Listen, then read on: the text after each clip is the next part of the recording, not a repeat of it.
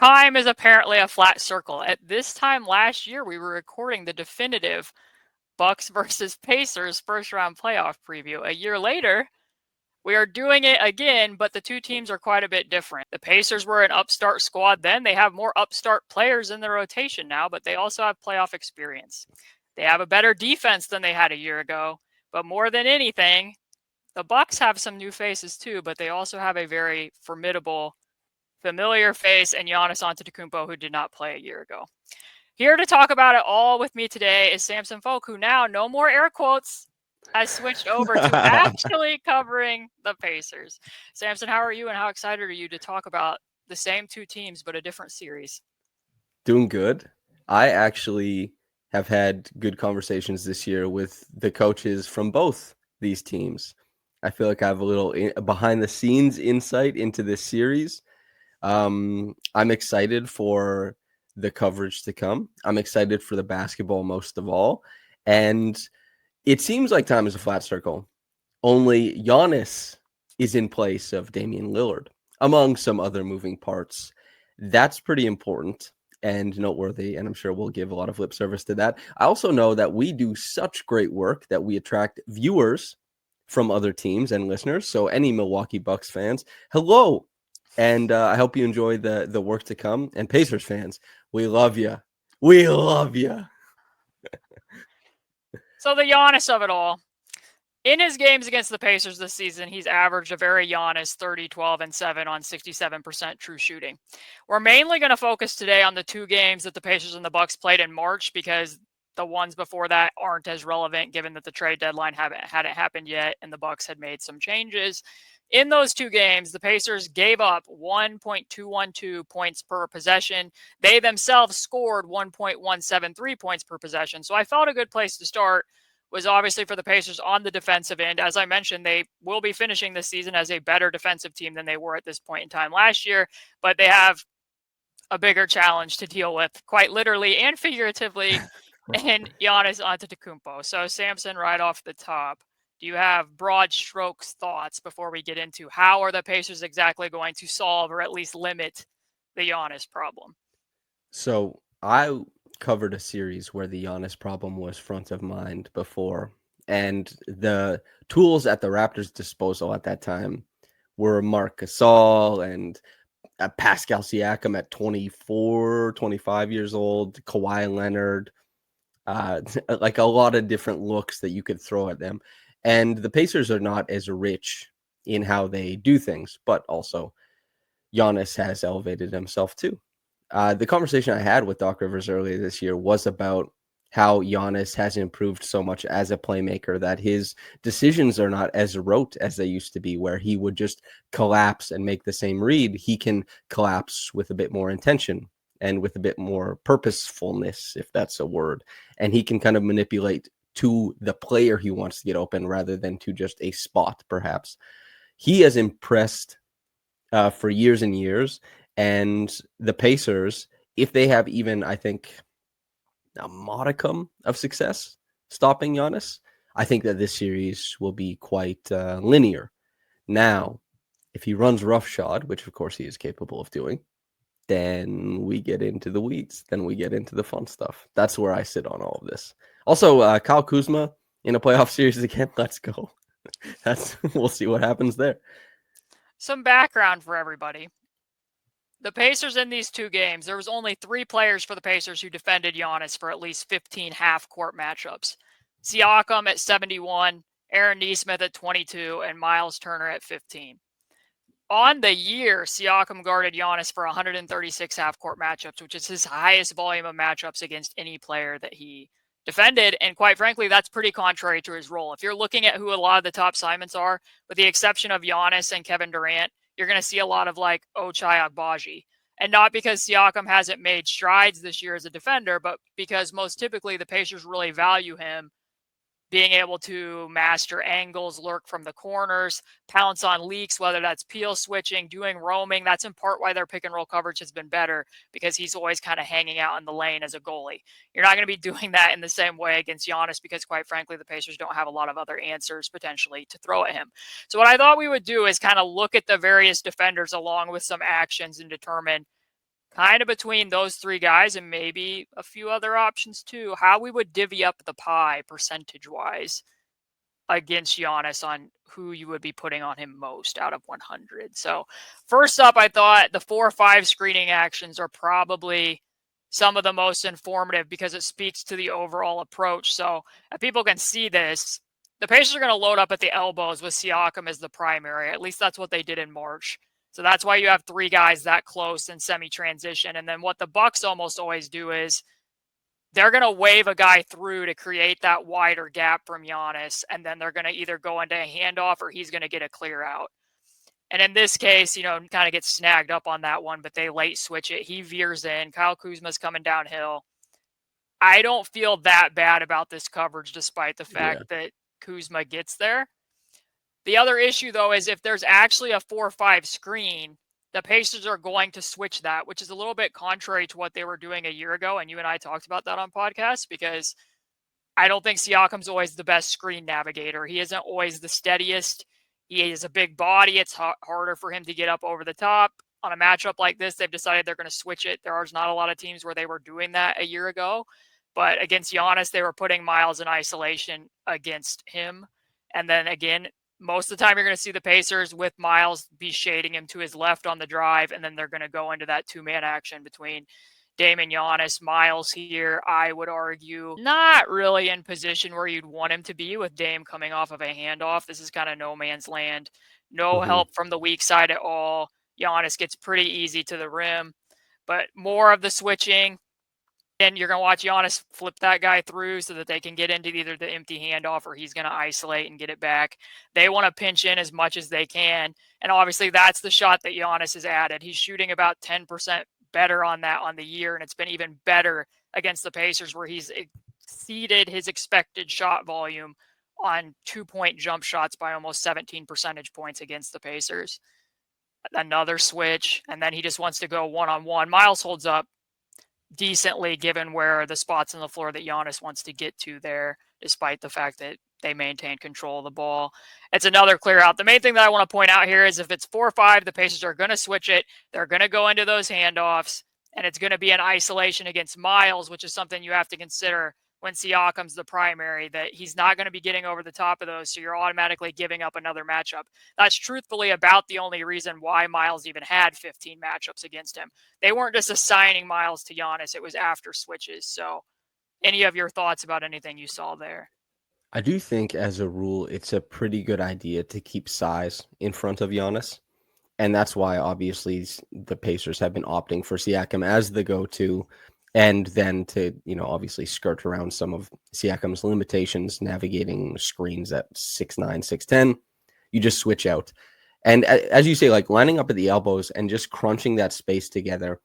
I do think, and this is often the case in a lot of playoff series, how teams will start out is that they want to guide the offense away from the star player and into lesser and lesser role players' hands.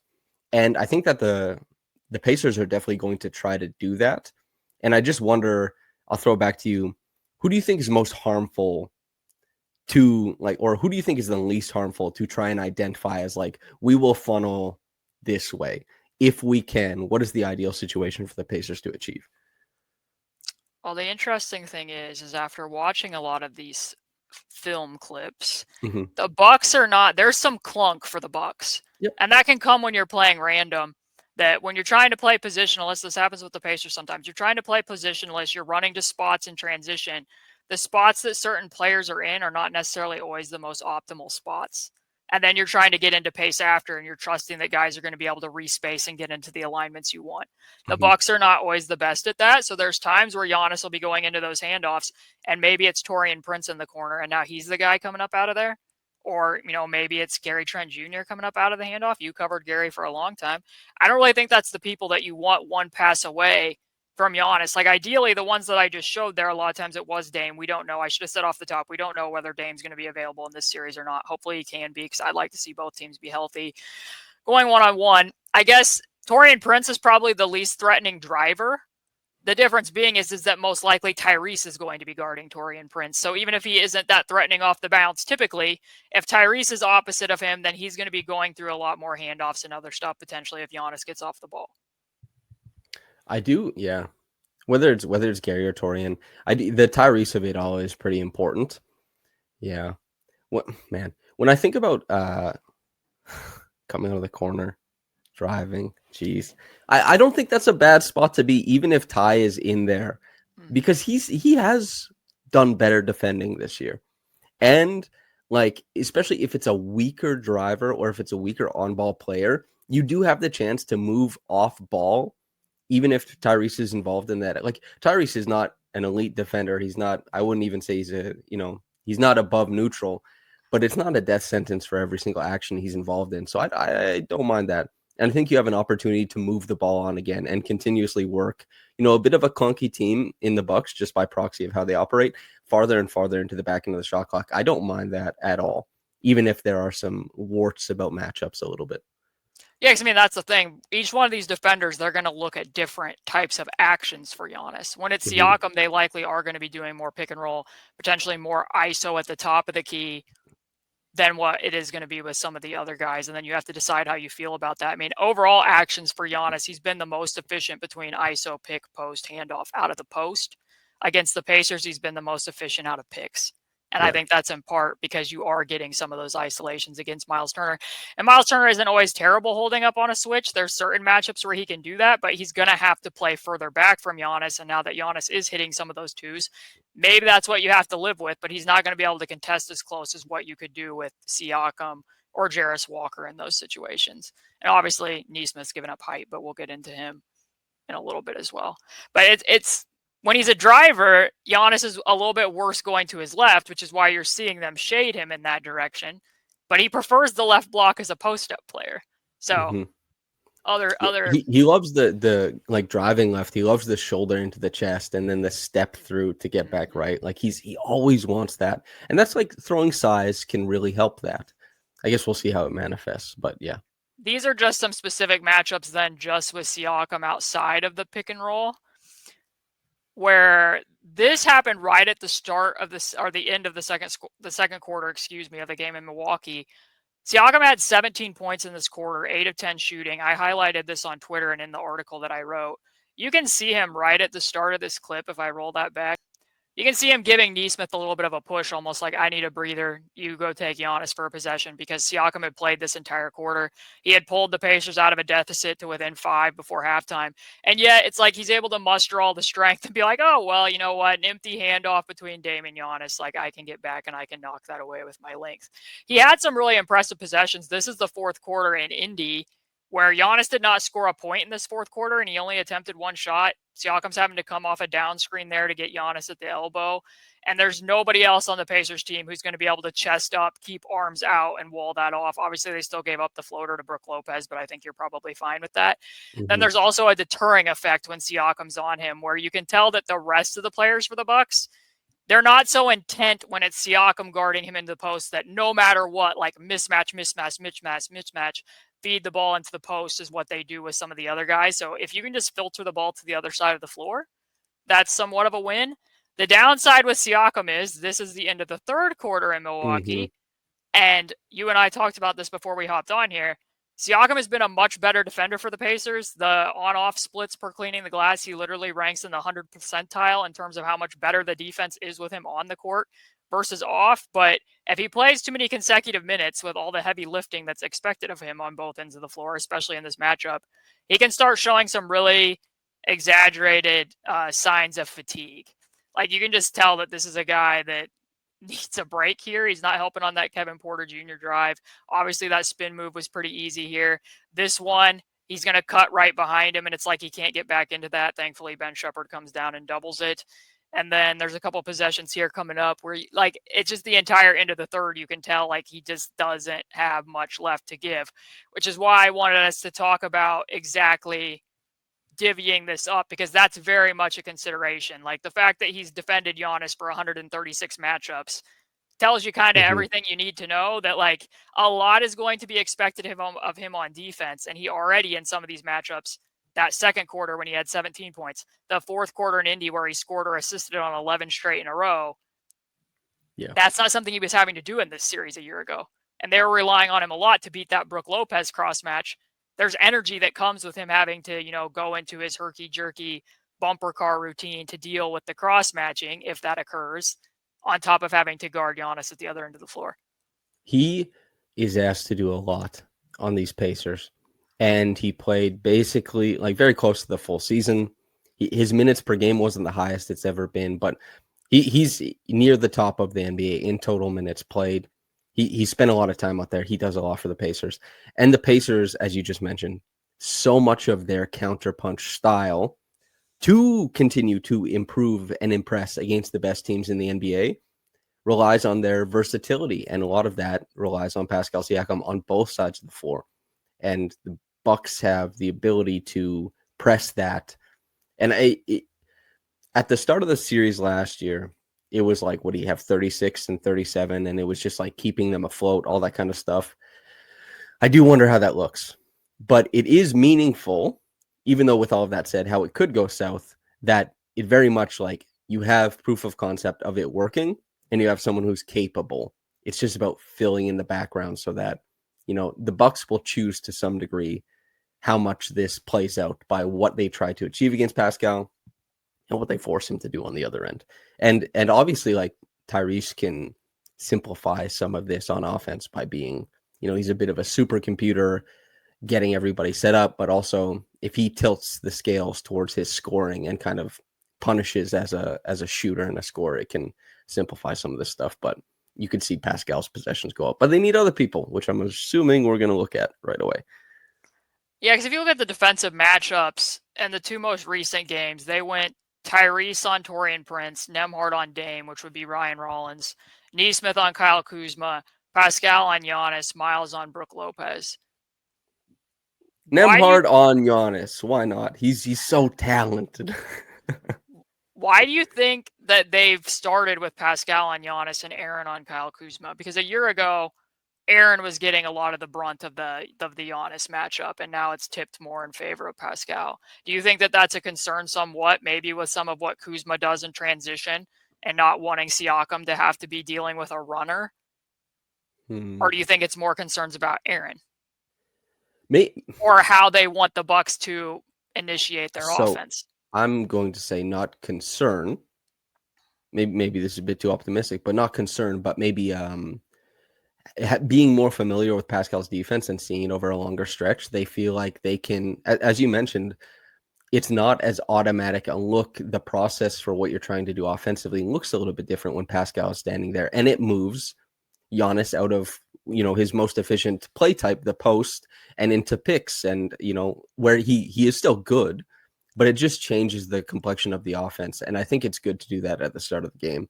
And especially since Pascal is better in shorter spurts defensively, and Nesmith, at least in my understanding of watching him, like minute 38 of a game can still kind of give you like that, be in the jersey, really try and like attack the dribble. It allows them to change pace and try to enforce a difference in how, I guess, the Bucks operate offensively. So that's maybe more optimistic, but that's kind of how I look at it. And we'll get into it, but we know not everybody saw it because it was a paywalled mailbag, but when the Pacers played the zombie version of the Dallas Mavericks and Siakam and Nesmith both played the entire fourth quarter, neither of them by the end of the game was all that successful against the PJ Washington isolations, to the point where, credit to the Pacers coaching staff, they pivoted to playing an actual exaggerated full court press defense, and Ben Shepherd and Siakam made some plays out of that, but definitely a consideration. So we will look at the Aaron Nesmith possessions. And as you mentioned, against Siakam, it's been a lot more above the break, a lot more picks.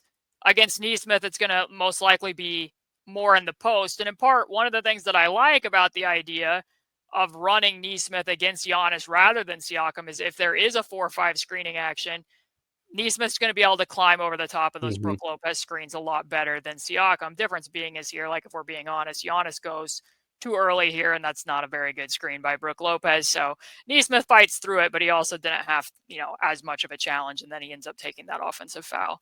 but very little. I mean, it was hard for me to even find clips of Nesmith going over those types of screens because they didn't go to it that often.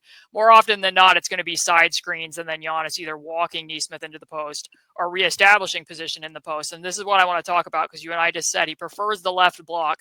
You can see Obi's already over the midline from the bottom. Tyrese is helping from the top. Which do you prefer and why? Because they're pretty much universally going to double Giannis when he is in the post, especially if Nesmith is the primary. Do you prefer doubling from the bottom against Giannis or doubling from the top? And I can let you know that most typically the Pacers are a team that prefer to double from the top, except for some extreme circumstances, like let's pretend Steph Curry's the post entry passer. Then they might reorient for those games against the Warriors and send more doubles from the bottom. But typically they will send the dig defender so that they can keep those rotations cleaner. But Yeah. what do you think? I've watched the Raptors for a long time, ran kind of like a bully drive offense with, Pascal and Scotty and OG, and they always had way more success when teams doubled from the bottom. It's so much easier in my mind to create. And almost as a rule, I hate doubling from the bottom because I think good passers and good playmakers are able to mine layups out of it. And and even like if there's a lot of help, you could shoot the ball back out for a three. Whereas if you help from the top, I think you can kind of buffer against it, and it does rely on like who the post entry passer is a little bit more. Whereas I think there's more breakdown comes from helping from the bottom. I could be wrong about this, but this is like almost like a core philosophy of mine. I don't like helping from the bottom, and yeah. Once again, we agree because it keeps the rotations in front. Yes. It can be very read based. When you double from the top, everybody can see, okay, Tyrese is going. We know where the next rotation is. If you double from the bottom and it's a team that uses a 45 cut or even like a basic flare screen on the back, that gets very difficult to navigate. I think one other thing that stands out here when we're looking at the static shot is that once again, when I talked about the clunk, I don't know why you would have Damian Lillard weak side corner on a Giannis That post is up. weird. But also, Yeah. I think do you think that Giannis is better on the left block because his scoring prowess is better there? Or do you think that like he's much more comfortable with the right-handed whip pass? Like I think suspect that's what it is. it might be some of the whip pass, but he really prefers to turn right shoulder on Oh, either yeah, block. that's He true. wants to turn right shoulder, which is a little bit unique because he turns baseline either for the spin move or he likes the fadeaway baseline shot, which is why another question is, it's almost like, do you trust Nesmith enough to be able to sit on the opposite hip to push him middle into that top dig down and help? Or are you thinking if we bring Obi over to the midline, maybe we can prevent Giannis from even turning in the direction that he wants to go? Because he naturally does not turn middle very often. And when he does, the numbers drop off. Like it's still Giannis, but it drops off from his otherworldly number when he turns over the right shoulder. Yeah, being able to guide and keep yeah. So here, I mean, they're practically bringing in both sides. He ends up, after Obi had come that way, he wasn't turning that direction. Then he does. That's a decent contest, and, he ends up missing the long two. But here, like right away, it's on one dribble. Shepard's there. TJ's been able to anticipate the pass because, like we said, you can see the rotations.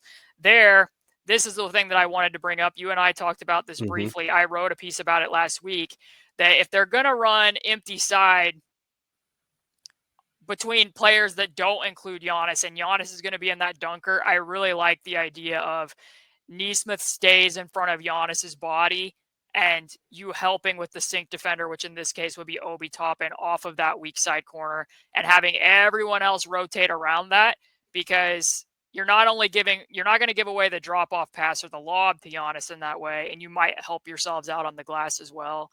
As it turned out, they didn't rotate well around that. We kind of already talked about it, and Giannis ended up shoving Nesmith off of him in the dunker spot, and he ended up getting a look anyways. But like after I looked at a lot of the Nesmith things, as I mentioned, he did better against the Pacers out of pick and rolls and isolations than he did in the post against the Pacers, in part because he's going to be seeing more than one defender in the post.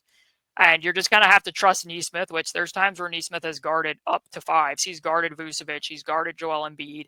And when we're being honest, like Nesmith has been very, very good for the Pacers since he returned, especially after the All-Star break, coming back from the ankle injury and a lot of different facets, but he is not as important to what they are trying to accomplish offensively as what Pascal Siakam is. So I would actually tilt. I won't reveal my overall percentages yet, but I would tilt more of it to Nesmith than what it's been to this point, just to take some of it back off of Siakam. It's not necessarily because I think Nesmith is a better defender in this matchup than Siakam, but it's because I think that they're prepared to double as much as they can in the post. It's getting the ball out of Giannis's hands, and it's less wear and tear on Siakam. I also wonder if the Bucks play around with where Lopez is, like with this stuff. I don't know. As Like, in on the bench, and you're more concerned about the small ball lineups? Because I kind of am. yeah, I do. Yeah, because Lopez, some of the utility, he's one of my favorite players of all time, actually. Like, his career is a wonderful thing to watch pan out. Right. But there is like that willowing away effectiveness on the inside where it's like, man, could you imagine if he was able to create some seals on the inside and was like dominant there again, and like how they work that kind of stuff. Like, you could even like same side post up for entry stuff and cut off, like stuff they used to do with Jonas Valanciunas, the Grizzlies, right? Like, there's stuff you used to be able to do, but yeah, I don't know. We'll see. And that's in part why they most likely won't switch any of the 4-5 if Nesmith's guarding a pick, because then Nesmith's going to have to go on to Lopez. However, because they aren't switching it, that's going to put Miles into space more often potentially against Lopez. So a lot of different things to consider. Other options besides Siakam and Nesmith that I've identified. Point number one. I hate to harp on this, but I'm going to do it. There cannot be minutes where one of Siakam or Nesmith isn't on the floor when Giannis is on the floor. That happened in these two games very, very briefly. Like, I believe 4 total minutes, and the Pacers got outscored 18-9 in those minutes. And Is in that part, good? yeah, real good. Thomas Bryant here, while they were trying to play, they were still keeping a backup 5 on the floor, which maybe we'll get into that in the back end. We kind of talked about it on a prior podcast about the bench. He needed to load to Giannis in transition here. The Pacers have TJ McConnell, Tyrese Haliburton, Thomas Bryant, Bennedict Mathurin, and Obi on the floor. I think of those 5 defenders, the last person you would want picking up the ball against Giannis Antetokounmpo is Tyrese Haliburton. And yet here we are. So Giannis is just going to walk him into the post. They are going to automatically double. He gets over the top of the edge of that, and then he also steps through again. Like He's incredible. He's so good. Incredible, but that was also really poor. Yeah. Like, it's hard to undersell exactly how poor that was.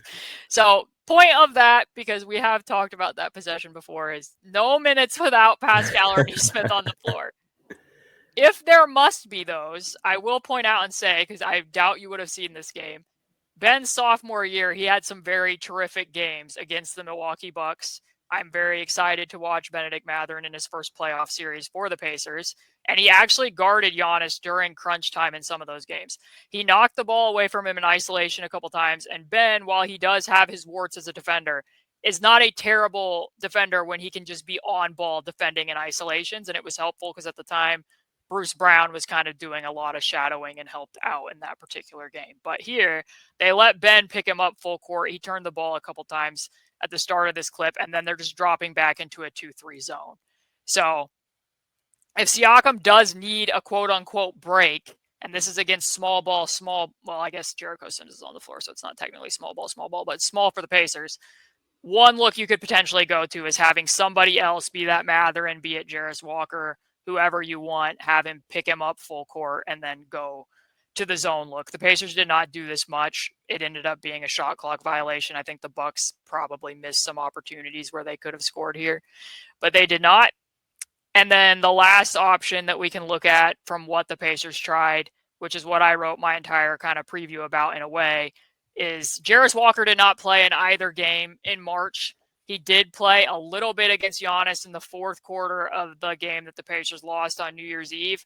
I do think that this is something that they, at the very least, need to look at for the sake of, because of what we mentioned in that Dallas game when Nesmith and Siakam played an entire 12-minute fourth quarter and neither of them was able to hang in isolation. If you can even get, again, I won't share my percentage yet, but a little bit of Jarace against Giannis, I think it could actually have a pretty big effect. So in this case, scouting report stuff, like Jarace needs to be pushing and sitting on the opposite hip to get him into the help toward Miles. Otherwise, this is the exact shot that Giannis prefers. It's contested, but it's his preferred shot. Similar here against that hostage dribble. He gets back in front. He needs to shove him toward Tyrese, at least into the help. And his other thing is if Giannis is on the right side of the floor, he still wants to turn right shoulder, and then he goes to the one-legged step back, which he's been making that shot this season. Again, I think it's what you're willing to live with, but he shot it at a very high clip against the Pacers. Jarace and Pascal can at least, they have the length where they can contest in those situations without having to play as far back off the ball. So you've seen everything that they've tried. If I'm not even counting Miles here, because really Miles is kind of part of the Siakam percentage anyways. Sure. Siakam, Nesmith, Jarace out of 100%, how would you divvy that up? I'll say quickly, as for Pacers fans, this is a cool thing because just the way that the matchups shook out last year in the playoffs, you were kind of watching like TJ McConnell, 32 years old, as a linchpin. You were watching Shep as a linchpin, and Nembhard, of course. Those guys, while they represent fun players and unique development, those are not the stars of the drafts that the Pacers have been making. Mathurin and Jarace Walker have a chance here, and will, I presume, get minutes. Well, Mathurin for sure. Jarace Walker, we'll see how it all shakes out, but they have a chance to really make a mark. They could jump out and improve and see their percentage grow over the course of it. There's a real shot at this, and that should be really exciting for Pacers fans. It could be very disappointing at the end of it all if it doesn't go well, but it's like you get to cheer for your lottery picks in the pressure cooker of the playoffs. That being said, maybe... Well, just pause right there for a moment, sure. Because that's essentially what I wrote the preview about. It's about a lot of things, but I write paywall work at Basketball She Wrote. If people want to hear more about this topic, consider signing up for the website. But what I will say there is that's what this season was about, right? The Pacers thought the path to improvement was continuity and hopefully development from their young players, but specifically the two who didn't play for them last year, which was Bennedict Mathurin and Jarace Walker.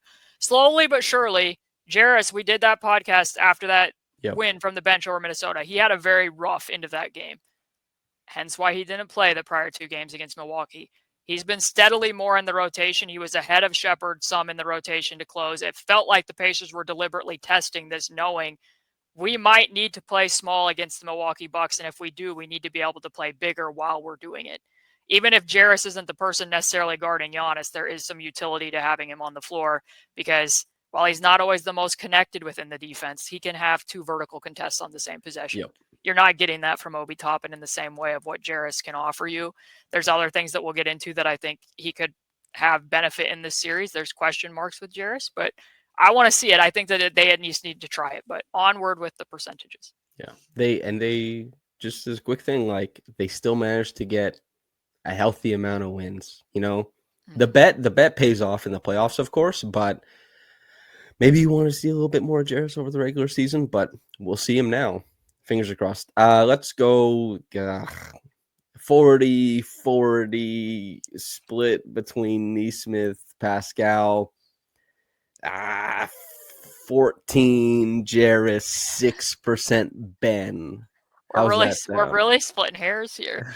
I was gonna go broader. I was hoping if we can get Siakam to 60% or lower, I'm pretty happy with that. Like if he's at 55, Nesmith is at 35, and if it's only 10% Jarace, and he helps it not be a 10 extra. Well, see, that's where you and I always disagree. You're always saying 10%. I'm always saying 14. It's just cats and dogs. Podcast beef that people came for. Yes, exactly. It's going to be in the comments. Who sides with 14 and 10? But I guess the question, too, is when would you feel comfortable playing Jarace against Giannis? So something that I thought of that I'll throw out there as a suggestion is this lineup for the Bucks: Kevin Porter Jr., Gary Trent Jr., AJ Green, Giannis, Bobby Portis has actually been fairly formidable for them to close the season. Very small sample size, but they're plus 42 and 48 minutes with them out there. They're generating a lot of either open rim looks for Giannis or three-point attempts. And something we'll touch on, they tend to go into zone a lot with that lineup out there, which could potentially be a double whammy for the Pacers. But when you're looking at that group, that could potentially be difficult for the Pacers to line up against for a couple of reasons. But if you can play Siakam, which most of the time it's Obi at the 5, but they have tried Siakam at the 5 in spots. If Siakam can be out there at the 5 and the Siakam plus bench minutes against that group, and he's guarding Portis, you're going to have to live with something, and I'm guessing that's the person you're going to roam off of in the group, which beats the role that Siakam normally has, then maybe you can try Jarace against Giannis in those minutes and go like TJ Mathurin Shepard, TJ Mathurin Nembhard against the other three people. Because I should point out, TJ had some struggles against Kevin Porter Jr. defensively in these games, which it was also telling because TJ basically did not guard Damian Lillard in these games. It was almost exclusively Nembhard and Ben Shepard. TJ's been doing less at the point of attack, so if you can throw him on Gary Trent Jr. or AJ Green and then play either Shepard or Nembhard against Kevin Porter Jr., maybe even Mathurin, he might be able to hold up a little bit better there because of the size differential with TJ. But like that's one thing that I thought of. And even if it's not Jarace opposite of Giannis, Jarace being out there in those minutes gives you another potential secondary rim protector. I was wondering about the Portis matchup. Portis was really good in this series last year. Yeah. Because he was making like every face-up mid-ranger. He was making every face-up mid-ranger. And this is one of the dynamics that looms large to me is like, even though the Bucks were shorthanded last year, the hierarchy of things really made sense with Dame being healthy. Mm-hmm. And they were just like, we have like these forwardy players who play off of Dame who kind of work in the space provided. And Dame obviously started off driving the hell out of the basketball. I do wonder how the Portis and Kuzma stuff goes alongside Giannis over the course of a playoff series. It's very big. But yeah, I think those lineups are potential draw evens for the Pacers, maybe perhaps. Because I'm going to be honest, if they're going to those looks as much as they have been late in the season here, I don't know how much Thomas Bryant's going to be able to play in this series. Yeah, I'm not. And Dame is because there's like a number of struggles here. Him having to provide some of an edge against Damian Lillard up at the level if the Pacers are going to apply as much pressure as they did in these games. The small ball units and having to defend in space. There's just a lot of, and switching 4-5. Like, do you want Thomas Bryant switching on to Giannis? Like, there's just a lot of challenges there. And Thomas Bryant has given them good minutes. I don't want to sound like I don't think he's been valuable to what the Pacers needed in a backup five. But, like, this is going to be a challenging matchup. And there's a reason why Isaiah Jackson and Jalen Smith didn't hang in this series very long. And this is a little bit more formidable given the players who are available than what that was. So I've hardly considered Thomas at all for this series. It hasn't entered my mind really. So one other defensive thing that I want to talk about here is the Pacers play a lot of pressure defense. This was somewhat of a talking point last year, and it made sense why they were applying as much press as they were, especially when Dame was out and off the floor. And like, if you're Pat Connaughton's bringing the ball up the floor, like, yeah, pressure the heck out of the ball. It had a wearing effect on their opponents, and it also masked some of what they were doing in the half court. And if you look at the numbers, the Pacers have been better. They're a better team when they can have at least one backcourt defender than when they don't.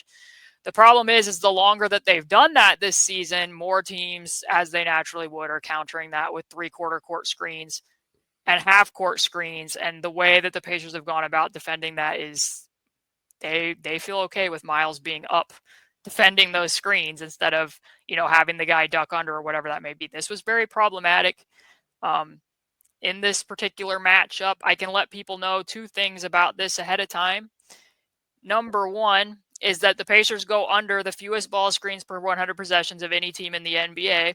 I can also let you know that they gave up 1.250 points per chance in the two games against Milwaukee in March, defending screens above the break and in the backcourt, compared to overall when they're defending screens above the break and in the backcourt. That number's quite good for them. It's actually below 1 point per possession, 0.950, and they've defended 448 of those screens, which is tied for the most in the NBA with Minnesota. The reason they're defending so many of them is because they are playing so much pressure. So I don't know if you've been able or remembered seeing all of this, but just as I mentioned, they're going to have Miles up at half court. They're going to send Nembhard over the top, and then you're having to maintain that edge, which Miles didn't do against Damian Lillard to get the ball out of his hands, and then you're automatically giving up an odd man advantage. They even reached the point where they were having Miles stepping out and doing a hedge against Giannis at half court, which is allowing, the ball's getting funneled to Brook Lopez there. I don't know. Maybe you feel okay if Brook Lopez is having to handle, but this feels like you're giving up a pretty easy numbers advantage again to me when you're trying to step out and hedge that high. They were even doing it on pick and rolls between Kevin Porter Jr. and Jericho Sims when it wasn't Dame and Giannis, and then you're again giving up a pretty easy 4-on-3. Here, TJ is going over the top. I mentioned he got overpowered a number of times by Kevin Porter Jr. This is literally a full court screen, and Miles has no chance at providing that much of a resistance, covering that much ground in the open court. And now you're giving up an open three. Another case, like this is what I'm talking about with Thomas Bryant on that rescreen. He just being able to provide friction at the level without just automatically putting your defense into rotation. You're going to see it a lot where in transition, they're having issues with the over versus overboard with overs. So do you think that that is a scheme issue, an execution issue?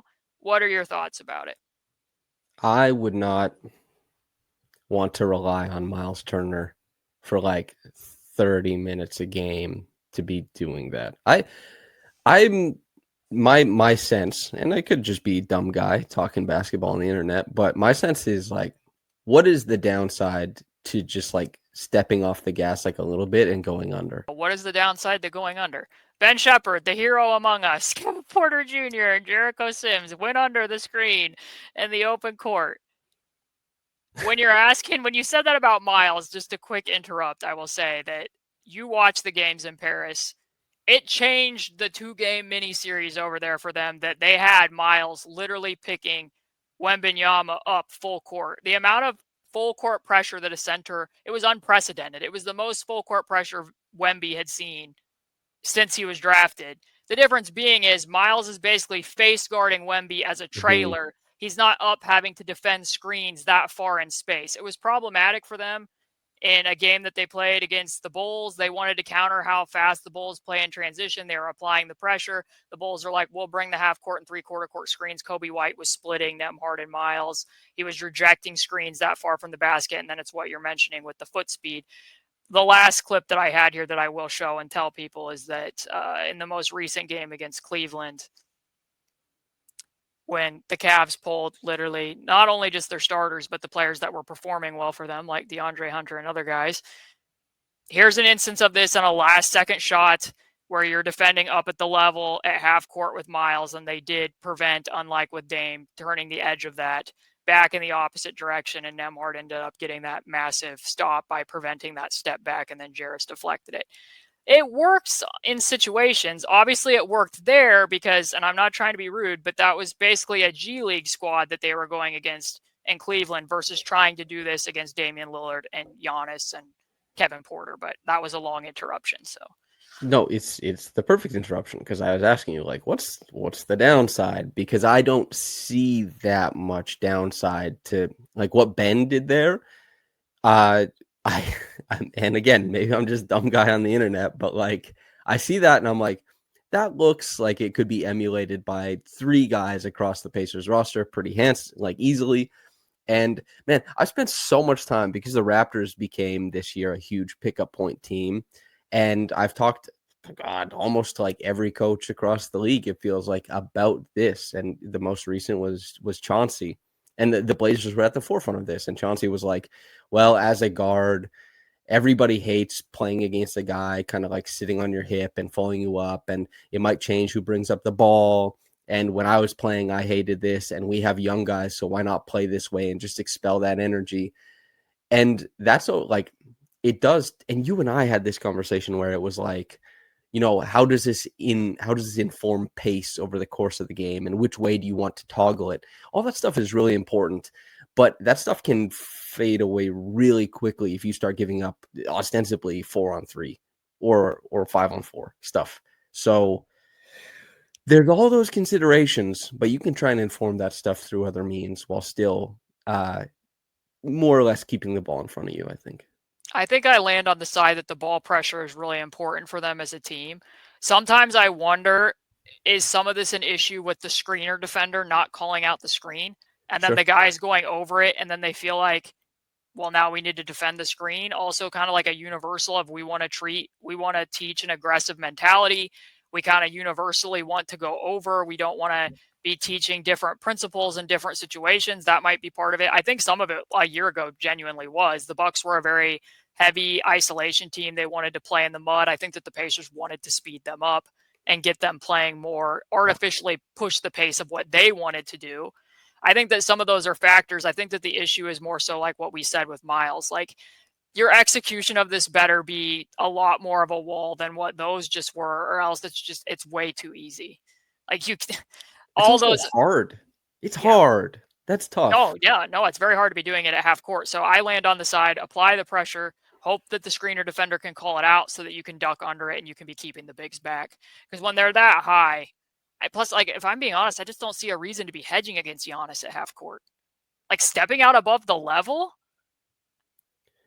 Yeah, that's a little bit yikes. The only way that I would consider doing that is if it's small ball versus small ball and you want to be doing some literal, like, trapping with Siakam or like an Obi Toppin mobile lineup, because at least like Obi can run pretty fast in straight lines, although he's still not even that great with the lateral. You might have some issues there.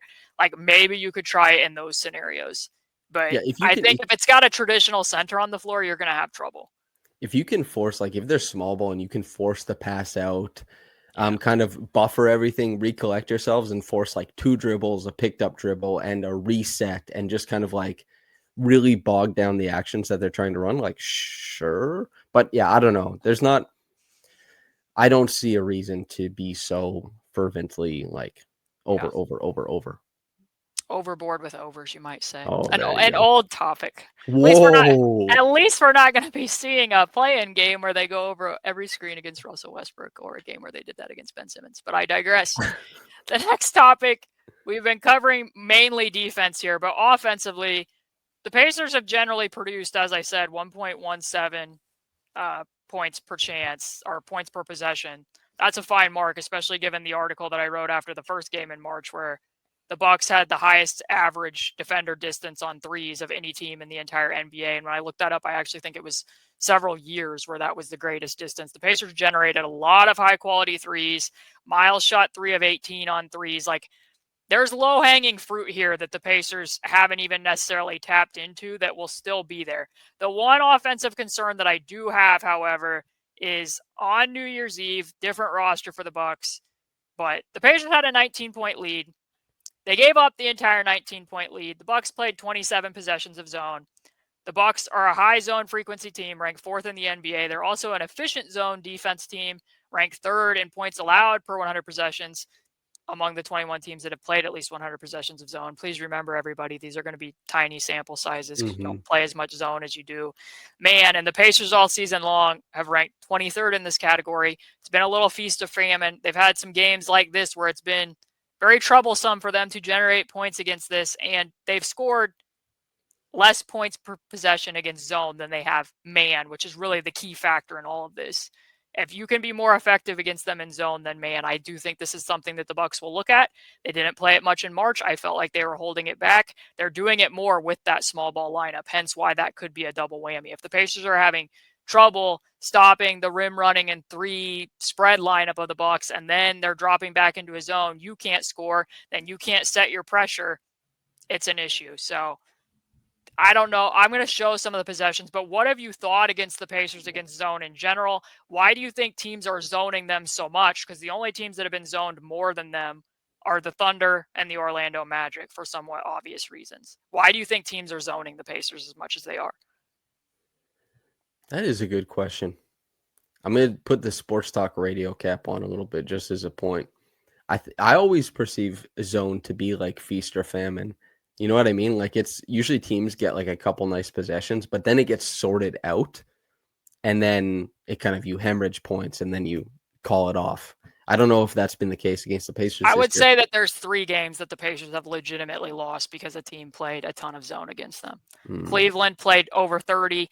Orlando played a lot of possessions against them. This game, I would attribute all of them to you likely lost that game. Well, actually, I think that they managed to maintain their lead against Orlando narrowly. But I would say they lost the game against Cleveland and Milwaukee largely because those 2 teams went zone. Okay, so is that just like hesitancy to shoot over size, hesitancy to move against it when it's, positioned correctly on the floor? Like, Orlando big, Cleveland big, the Bucks big. That the biggest motivating factors for why teams do it is, number one, the Pacers are a team that not only runs off of stops, they run off of makes. Teams know that they like to run off of makes. If you go in the zone, it might slow some of their semi-transition offense. They do not rank very highly in catch and shoot 3-point attempts. and they do not have a lot of quick trigger shooters. Mm-hmm. So if you can slow them down and then you're funneling shots out to guys who necessarily, like, again, Bennedict Mathurin is a guy who likes to play out a triple threat. Sometimes he will turn an easy catch and shoot three into a more difficult three, or, driving into a zone type of situation. That's another factor. And then more so than anything, I think it's because it diminishes Pascal Siakam's role in the offense. Like, I almost guarantee that is the reason Kenny Atkinson did it.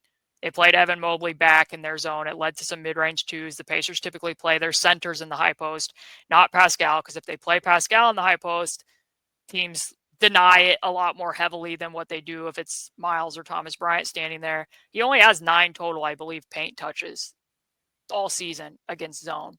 Pascal does. You have the hierarchies. I sent them there. Most of the time, the other main motivating factor is TJ McConnell is on the floor. Like, that's typically, like, if it's a TJ-led lineup, teams go zone because obviously you can go under the top of the zone against TJ.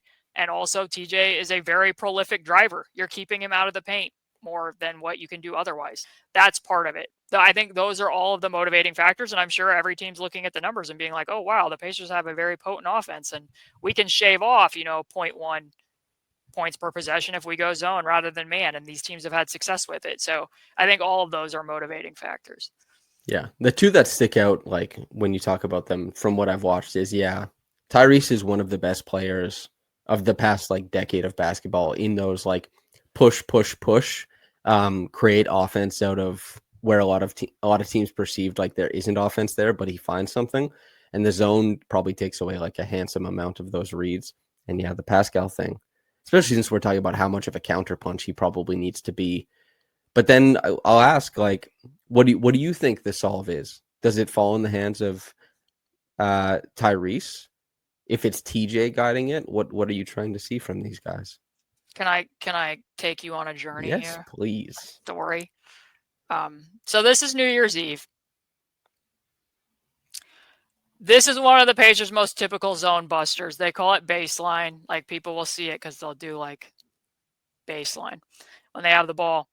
It's basically a double drag at the top where you're screening the outside of the zone and then you want to pass it to Tyrese off behind that screen, and they're trying to create a numbers advantage on the weak side. They're calling it baseline because there's going to be a baseline runner to overload it. The problem that I've noticed in the NBA this season is that the teams that run zone tend to do the Miami Heat thing of playing the forward bumps from the bottom very exaggerated and putting their bodies into that passing lane because they want to deny the pass to the corner as much as they can. So that's kind of what you're seeing Taurean Prince already doing. So if that guy wasn't playing that high, then Ben Shepherd in the corner, you'd be getting a 3-on-2 there on the backside, or at the very least a 2-on-1 between Tyrese and Shepherd. Instead, they don't get that. Then you're feeding it to Obi Toppin in the middle, and then somewhat it can be, they'll start flashing guys, but it just becomes somewhat passive where they're not necessarily getting into drives that they want to get.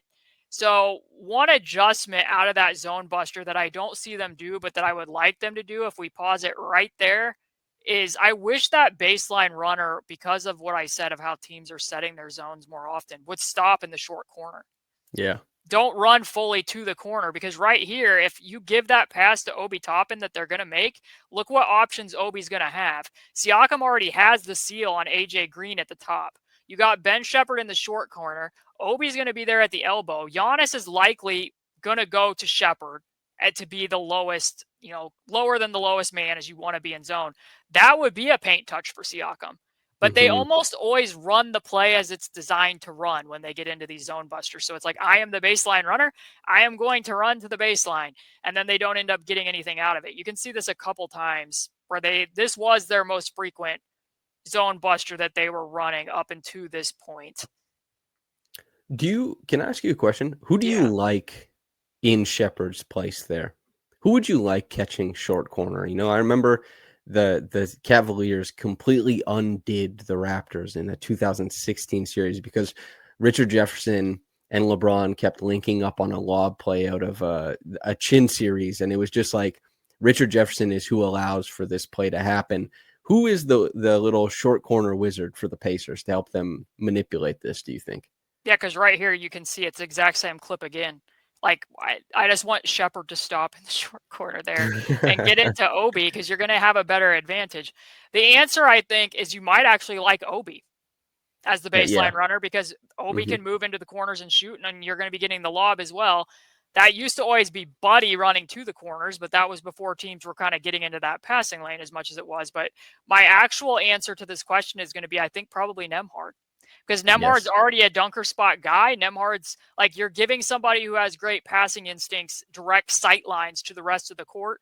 That's somebody that they will already put there in like 1-4 flat pick and roll situations. If a big does step up, like if they're able to off ball switch with the big onto Nembhard and the dunker, he's able to make passes out of that. That's probably the person that I like best in those situations. I like Obi from the point of view of like, if he catches it there and they're maybe thinking like maintain the zone instead of like these hard rotations, he could really pressure the rim and he can really threaten that. But yeah, Nemby might give you like more multi-purpose use, and it might be more impervious to, I guess, the following rotations, or like the how the Bucks defense responds to that. Another thing that they tried is, this is a man set. They call it two side. It's an Iverson cut. So Nembhard comes over those screens, those staggered Iverson-like screens, and then they go into a potential empty pick and roll into the boomerang to get Tyrese the middle screen. They're trying to do this against zone, but you're not necessarily getting Bobby Portis to commit. So it's not having the same effect that you would have against man. I don't even entirely know if they knew that this was going to be zone when they went to that play. There are some man sets that are very effective against zone that sometimes you can stumble into. But the part of the story that I want to tell you is, after they lost that game and gave up the 19-point lead, they went to Miami and the very next game, which I was like, this is going to be good for them, because Miami's the most frequent zone team in the NBA. That'll give them a chance to work this out. They had an off day. They put in a new set. Fun story time for people who don't know. I wrote a whole article about this swirling zone buster. It was actually, from what I've heard and understand, a Terry Stotts play that Rick and Terry Stotts ran with the Mavericks when Terry Stotts was Rick's assistant. And it was something that he saw the Greek national team do with FIBA. And then he took it with him to Portland, and they used to run it a lot. But this is what the Pacers have since gone to. You can kind of understand why, because it's they'll run it against man or zone. Like, it manipulates where those defenders are at the top. And because you're swirling like that, the big steps out of the middle and goes sets that screen. Unlike that Iverson action we just looked at, when TJ's coming off of that pick, it's committing the other top defender to TJ, to getting Tyrese a little bit more room, or you can just get downhill because you're carving a lane. And they even had another option out of that, if we're being honest. He missed Obi. He missed Obi right under the basket. They get good stuff out of this. You can see Obi's gotten some lobs out of that particular zone buster. They did not have that in their pocket when they played the Bucks on New Year's Eve. Now they do. The one last thing that I do want to point out is that the Bucks are a team that, when they're in this 2-3, they will step out of it and trap Tyrese. So if the thought is that Tyrese on his own could just be a zone buster in a way that TJ isn't, because obviously you're not going under the top of the zone against Tyrese the same way you are with TJ, they will be like, oh, it's Tyrese with the ball. Instead of Nembhard or TJ, we're just going to step out of it and trap it. And like, the Pacers have gotten good offense when Tyrese passes out of a trap, when he passes out of a blitz. That's something that I've tweeted about in the past, but also your best player isn't the person getting as many shots in those situations. So I have some concern, because I've continued to see teams playing zone here recently. The Cavs did it against them, even the zombie version of the Cavs, and it took the Pacers out of what they want to do. So like I said, if it's a small ball lineup and you get into a feedback loop of, we can't score against the zone, we can't set our pressure, a small ball lineup is running on us, I could see a situation where you might give up runs there. I feel better about it, though, than I did on New Year's Eve, because that one action they tend to get better things out of. But it is somewhat telling that a lot of times that they do have to run zone busters, and this is a team that doesn't run a lot of sets. Like, if they're playing against man, this is a team that prefers to play random, and they kind of have to call sets against zone, because they become too passive against it. Like, you'll see there, like, Mathurin's the leading shot getter against zone this year, in part because he's playing when they're running a lot of zone, because he's out there in minutes with TJ. Yep. But they'll flash Mathurin to the middle, and at least to Mathurin's credit, when he flashes middle, he will actually turn up, face, look, and try to put some pressure on, the odd man advantage that you can get in the middle of the zone to try to attack the rim. But it tends to limit the shots for Tyrese and Siakam to an extent. Yeah. I know it's not like the piece I wrote about Mathurin is affectionate towards him. It's like I like Mathurin, but it's also talking about his ideal usage in the pressure cooker of a, let's say, like a playoff series or a playoff run. We saw Nembhard put up like 21-7 on insane splits in the Eastern Conference Finals. Like, players can have that. Mathurin is certainly capable of having a series, and Mathurin certainly could be the guy who's like busting up a Milwaukee zone. But that's more so just like fan casting rather than it is addressing or diagnosing a problem. He has the potential. Like, when you send over the numbers, it didn't surprise me that, on a team that is a little bit more passive with catch and shoot jumpers, that doesn't punch gaps as often as some other teams, that Mathurin sits there and the ball reaches him and he's like, oh yeah, baby. It's like, it's time. Those were mainly the topics that I had prepared, because I kind of looked at this through the lens, which I guess this is one area where we defer. Typically, you look for reasons of why will this team win this series, and I try to look for what are the concerns, how concerning do I find them, and if I don't find them that concerning, then I feel pretty good here. So some of these I feel better about than others. Where do you land on everything that I showed you? And do you have anything else that you're really thinking about this series that I didn't send to you in an outline that you wanted to talk about? We've danced around it a little bit, but Pascal's usage and his stamina, I think, is unbelievably important, and also the efficacy of short mid range shot making, I think, will loom large. It did at the start of the series last time. He is a player who has to make shots, and he has to float the offense at times, unless something happens. Like last year, we got Obi games that floated the Pacers when they needed to be. They got Nembhard stretches and stuff like that, but that stuff is really hard to just predict and count on. They came when they came, and that's kind of why the Pacers are so unique as counterpunchers against the truly elite of the NBA. But it's also what makes them underperform against lesser teams. Is like, we'll see how the counter goes. They're excellent at it when they are excellent at it, and they've been a decent amount of time, but we'll see.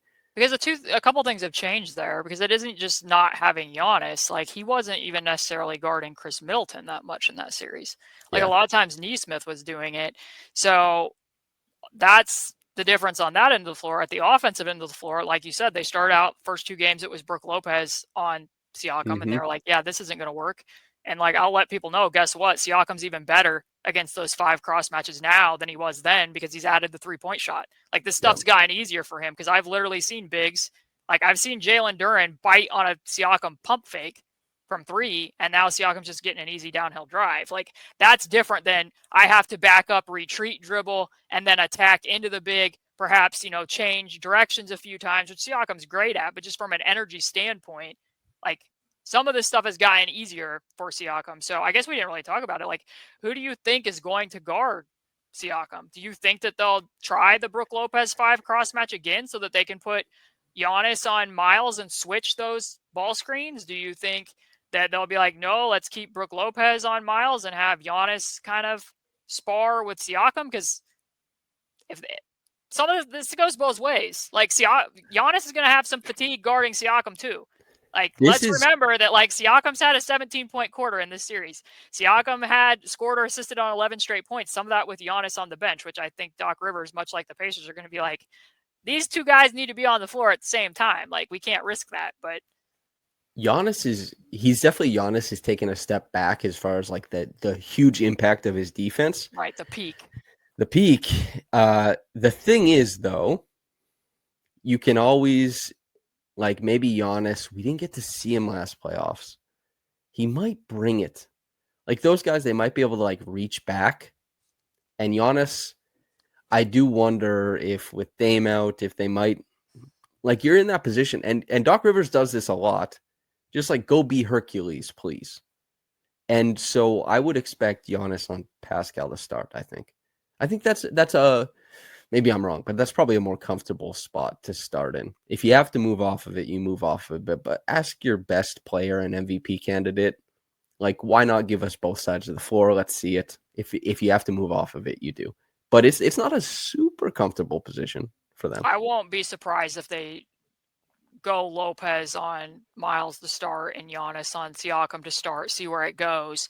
And also, like, they've been kind of comfortable just mixing in a few switches and blitzes here and there with Lopez and just being like, let's just see if you can hang. Because to be honest, like, that's still, like, overall, I would say that the best coverage against Tyrese is weak to switch.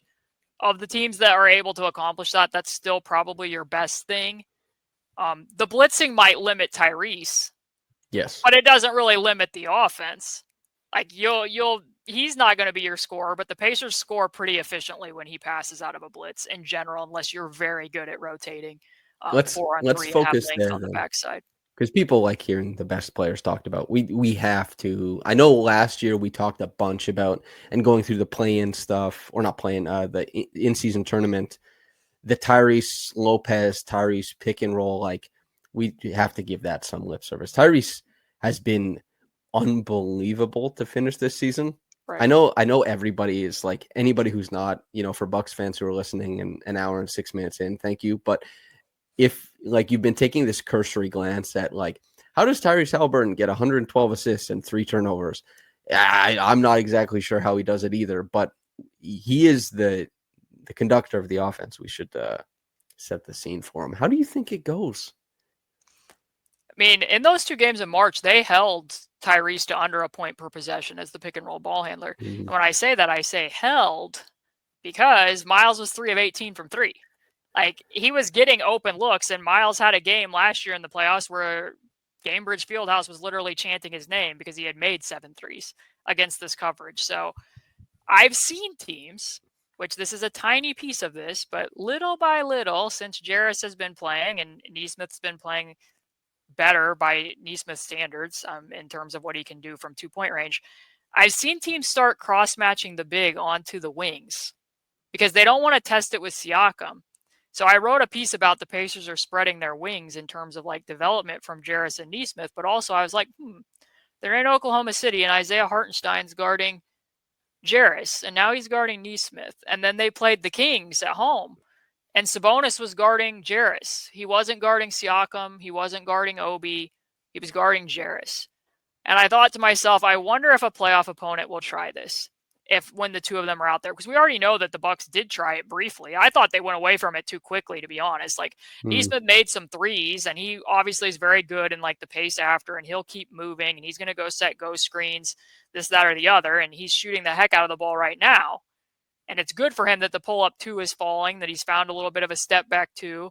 But last year, he struggled when he had to reload against fly-by closeouts, and his 3-point percentage dropped off precipitously. I've not heard that term in a while. Precipitously.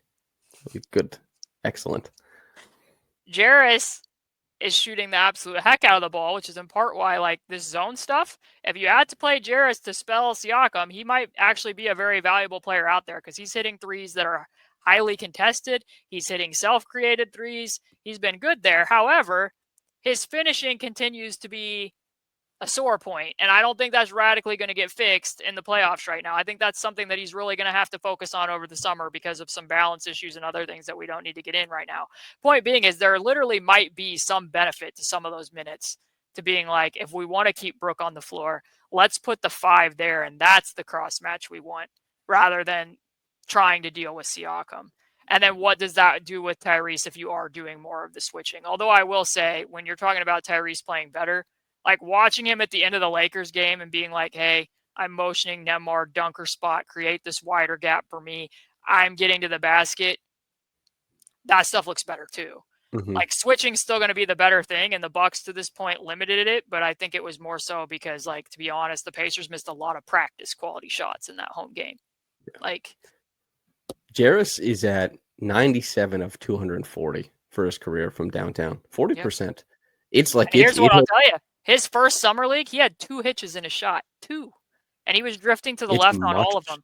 Yeah. It's much smoother. As far as the finishing, he'll come do some weighted pistol squats with me. We'll get him into the soles of the feet. We'll get, a little bit more comfortability there, and that finishing will come around. It's some awkward takeoff points, and it's some tiptoeing that's leading to some whiffed layups. I'll just put it that way.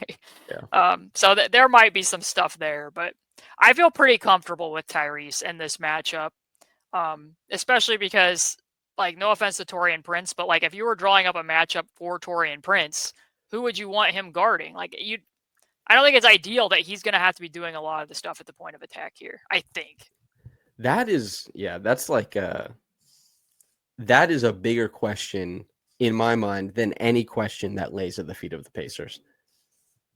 Is as who's guarding Tyrese. yeah, the Bucks have not having Damian Lillard really sucks. Makes their Damian, defense slightly better. yeah, it makes their defense but it gives them so much less adaptability offensively, of course. But even then, you look at the other side, it's like he makes their defense a little better, but it's not like they have a home run. Like, I don't know, do you love Rollins? But I don't, or AJ Green is like, can be like kind of hang in there, but it's just, I don't know if they have a home run answer to Did you watch any of the Bucks game against the Pistons last week when they were still in contention for number 5?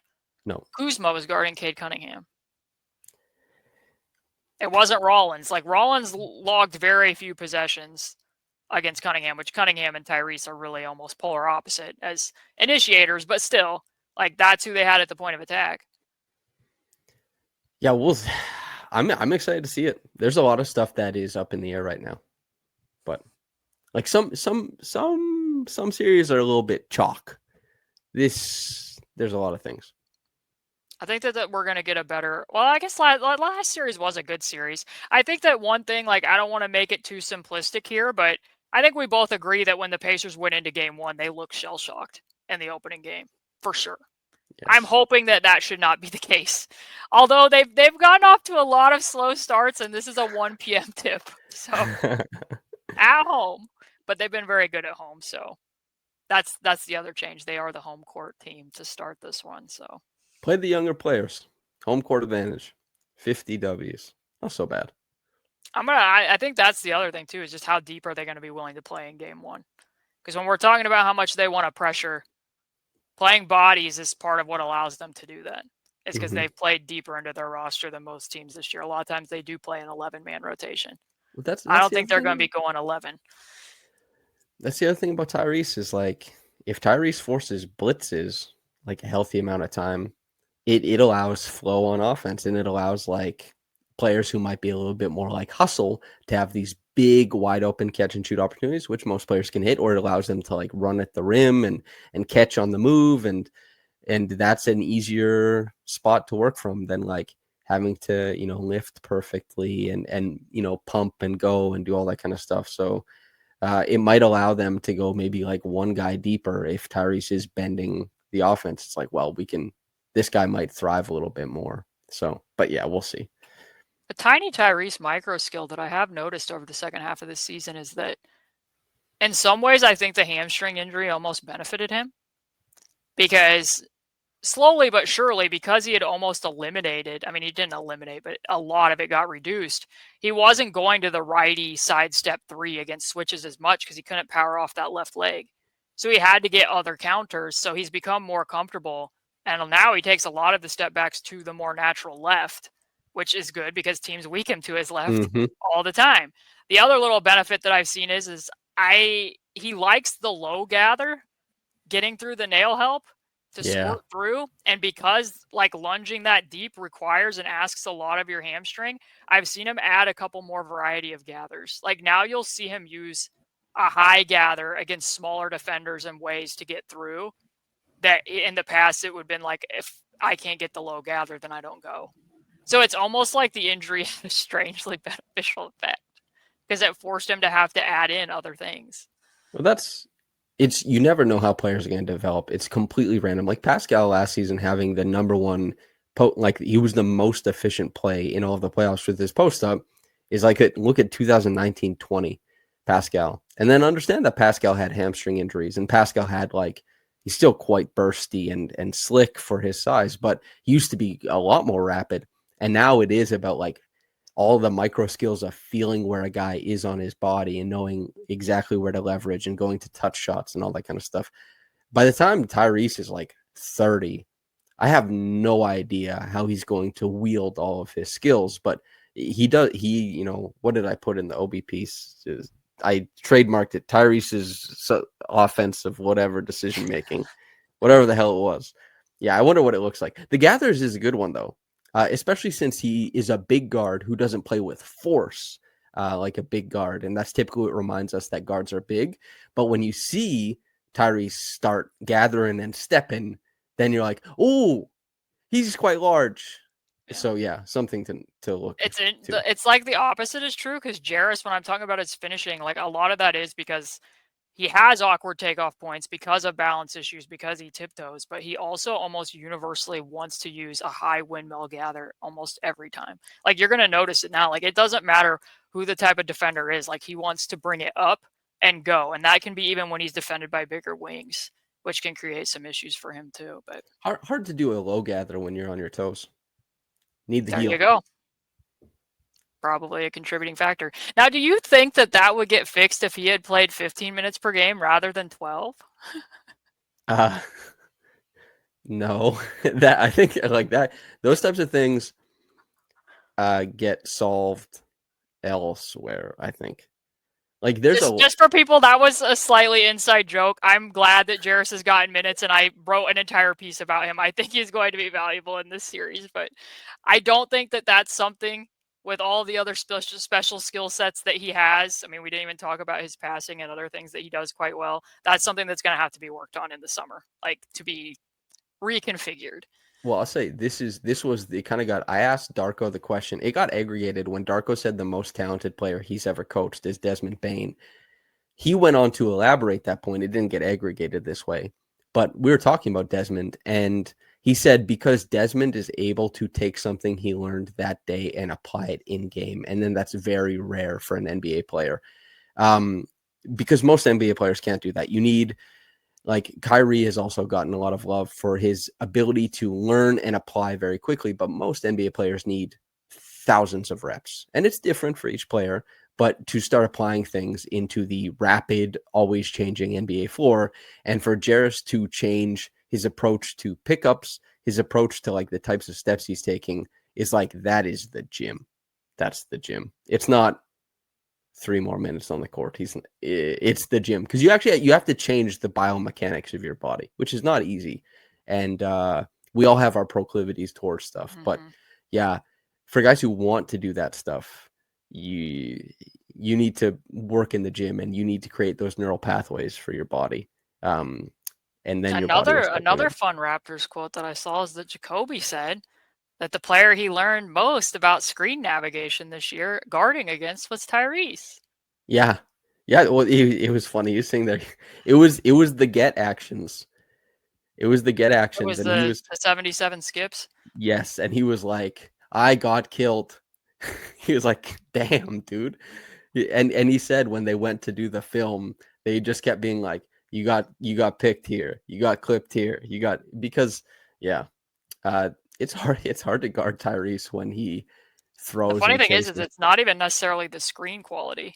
Like an underrated aspect to guarding Tyrese, which a lot of people at the beginning of the year act like teams don't send exaggerated game plans at Tyrese. Yes, they do. Well, he was missing shots, so he's bad. Yeah, I mean, despite what his numbers decreases were, I was watching teams like the Memphis Grizzlies where Tyrese isn't even on the screen anymore.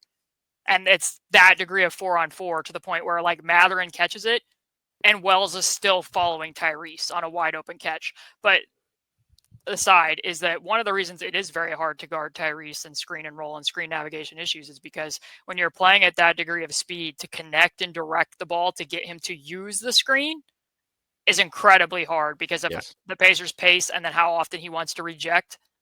It's a lot more difficult than people I think sometimes want to give him credit for. He doesn't like, I don't know. There's a lot of players who dribble better than Tyrese. But body, you can transport yourself around the floor with a lot of different things. He still finished with almost 62% true shooting. He shot almost 39% from 3. It all came around. And he had 1.6 turnovers per game. He plays pretty easy basketball. I'm excited to see how it looks in like the gritty punch-a-thon of all the the people in Second Spectrum's database who have averaged over 70 passes per game. He has the lowest turnover rates on passes of any of them in the database. And this is with somebody who has, like, among those same players, the third, I believe, don't quote me on this because I don't have the article in front of me, the third longest average pass distance So he's not doing a lot of the easy ones while he's, as I called him, the immaculate exception when it comes to the assist to turnover ratio. That's usually, if I heard that stat, my initial, if I hadn't watched so much Tyrese, if they were just, you told me a player You'd think had he'd be doing really safe stuff. scared money, don't make Yep. money. But then you're like, he's making money This is all a over the person floor. who beat a scram switch throwing the ball from one corner to the other corner. Only Yeah. 25 of those passes even been made this year, let alone when you're beating the timing of a weak side rotation. He's slick. I hope he has a very big playoffs. It would be very fun for Tyrese to have a huge playoffs. I like As that. do I. I hope that this is a good series. I'm a little bit disappointed in us because there was a really big opportunity for both of us to wear the Agrarian Buckets shirts Yes. in anticipation of the rematch of when the Agrarian Buckets phrase was coined by you, but we both failed in that regard. But do you have anything you want to say before I close this out and before the Pacers play game 1 on Saturday at 1 o'clock? Happy to be. I mean, I've been here all year with quotation marks covering the Pacers, but in the full capacity. I'll be writing gamers for Basketball She Wrote, and perhaps more. We don't know yet. Good planning here. Subscribe to the website Basketball She Wrote, or patreon.com/basketball she wrote. If I know my own URL, that is what it is. It is, most of the work there is paywalled, but I've done a number of free trials, and I do value if people want to sign up as free members. You will still get all of it emailed to you, and when it is free, then you'll be able to read the entire article for free. These videos will continue to be free on YouTube, but I also embed them on Patreon, and then you don't have to go looking for them on YouTube. You can just open them right up in your email. So consider doing that. Also, Bucks fans, you're always welcome to hang around and stay as well if you just want to check it out for this series. But that's probably going to We're the biggest Pacers podcast now. That's what we want to be. Make us be that for the and it's not that big of a time commitment. I mean, it might now, but like before, it was just like a monthly show. I'm like, I'm not asking much. You only have to hit a like button once a month.